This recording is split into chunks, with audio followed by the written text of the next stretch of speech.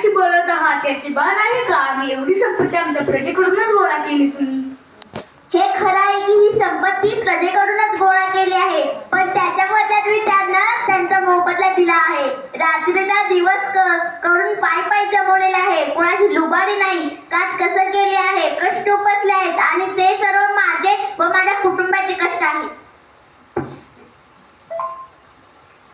आपला जो समारंभ आहे याला 1,00,000 सुवर्ण मुद्रा लागणार आहेत आणि प्रजेचा भंडाराही आहे, त्यालाही 1,00,000 सुवर्ण मुद्रा लागणार आहे. कसा मेल घालायचा? आपल्यासारखे जे अन्य व्यापारी आहेत ते प्रत्येकी 10,000 सुवर्ण मुद्रा देत आहेत.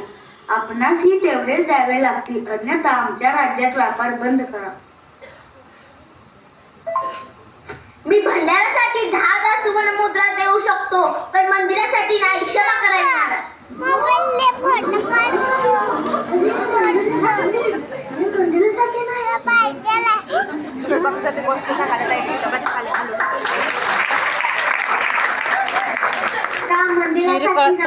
हे मंदिरचं आमचे कुलदैवत आहे. महाराज, मी सम्यकत्व धारण केले आहे. मी जिनेंद्र भगवंतांना सोडून आणि कोणत्याही कुशास्त्र यांना अनुमोदन देत नाही. आपण आमच्या कुलदेवतेला कुदेव म्हणून अवमान करत आहात. आमच्या देवतेचा कोप होईल. हेच तर मी म्हणालो, ईश्वरा स्वतः ऐश्वर्यवान असतो. त्यांच्या पुण्यावर तर कुबेर इंद्र स्वर्गातील भांडार नृत्य करतो. प्रकृती देखील प्रसन्न होते. वृक्षवली बहरतात. प्राण्यांची हिंसा करणारा, कोपी होणारा, क्षुल्लक गोष्टीत चिडणारा देव असू शकत नाही. त्यांच्याकडे समता दृष्टी असावी. कोणत्याच जीवाचे वाईट करणारा, कोपणारा देव असू शकत नाही आणि अशा कुदेवाला मी भजू शकत नाही. हवा तरी मी भंडाराचा अर्धा खर्च उचलू शकतो, पण माझ्या सम्यकत्वाला सोडणार नाही.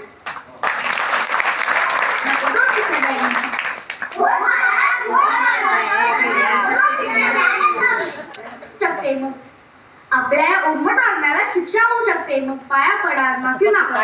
नाही, जरी मला दरी ढकललं तरी नाही, उकळत्या तेलात टाकलं तरी नाही, हातीच्या पायाखाली दिलं तरी नाही. नाही नाही, कधीच नाही. सेनापती, यांना बंदी बनवा. महाराज, हे आपणाशी उर्मट वर्तन करतात, राज्याध्यक्ष मोडतात, सभेसमोर कुलदेवतेचा अवमान करतात. यांना कठोर शिक्षा द्यावी.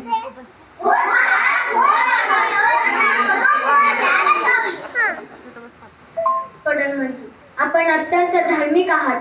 प्रजेची सेवा अगदी प्रामाणिकपणे करता.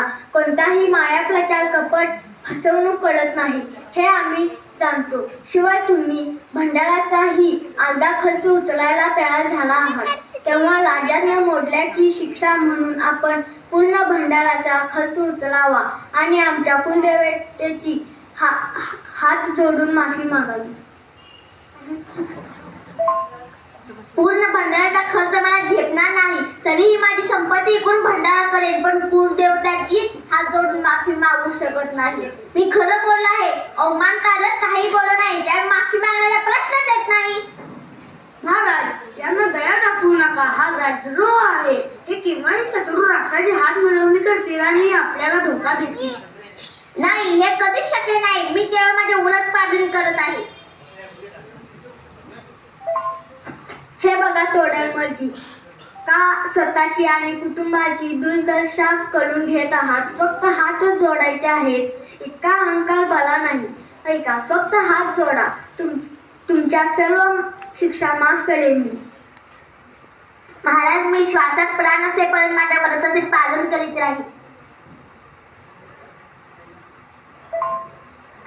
शेवटचं विचारतोय तुम्हाला. नाहक बळी घेऊन आमच्या महान कार्याला दूषण लावू नका. ही आमच्या कुलदेवतेची छोटी मूर्ती आहे. तिला केवळ फक्त हात लावा. का उगाच जन्म घालवत आहात? हा जन्म गेला तरी चालेल, पण तप्त सोन्याने त्याच्याप्रमाणे आलेल्या सम्यकतेचे तेज मी घालू इच्छित नाही. पुढचे भव्य तरी सुधारतील. ही शिक्षा देखील माझे कोणते तरी कर्म उद्यामुळे आले आहे आणि मी त्यासाठी सज्ज आहे.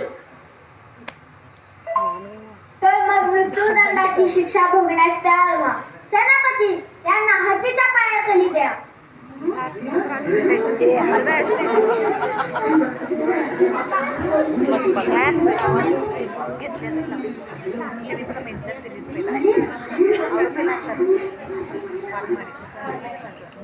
आवाज वळखाले.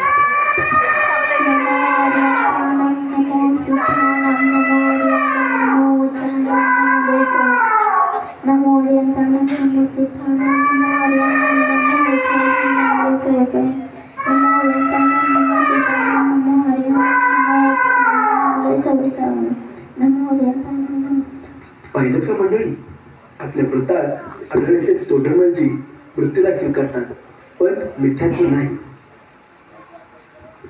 महाराज अनर्थ झाला, हत्ती एकाएकी शांत झाला. माहून त्याला ऐकत नाही. अंकुश मारून मारून हत्तीच्या मस्तकावर छिद्रे पडले आहेत, पण तो तोडरमल यांच्यावर पाय ठेवीत नाही. काय सांगताय, हे तर अशक्य आहे. तो हत्ती तर मस्तीने पिसाळलेला आहे आणि तो शांत कसा झाला? महाराज, मंदिरातून संदेश आला आहे. मंदिराचे खांब जमिनीत धसत आहेत, जसं की 100 हत्तींनी त्याच्यावर पाय दिले आहेत. हे नक्कीच त्या तोडरमलचे काम आहे. त्यांना घेऊन या दरबारात.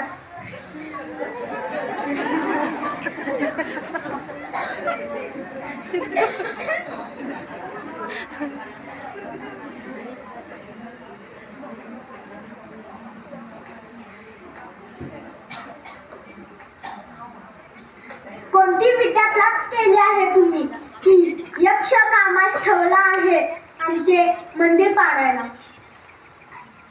महाराज, मी माझ्या व्रताचे पालन करीत असल्यामुळे विद्याधरांनी हे बचाव कार्य केले असावे. हत्तीचे शांत होणे, मंदिर दिसणे हे सर्व यक्ष विद्याधर यांचे काम आहे. धर्माचे रक्षण करणे जाते. प्रत्येकाला स्वतःची कर्माची निर्जरा स्वतःचीच करावी लागते, पण त्यामध्येही जीवाचे रक्षण कसे करता येईल याचा विचार होतो. आम्ही सर्व सभासद नतमस्तक झालो आहोत.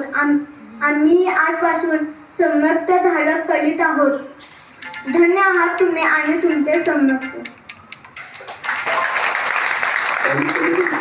आपल्या व्रतात आढळसे तोडरमलजी यांचे रक्षण विद्याधर व यक्ष यांच्याकडून केले गेले. आपल्यालाही अनुभव जन्म मिळाला आहे, तेव्हा समर्थाला धारण करूया आणि आपली सुधारू. जय हिंद.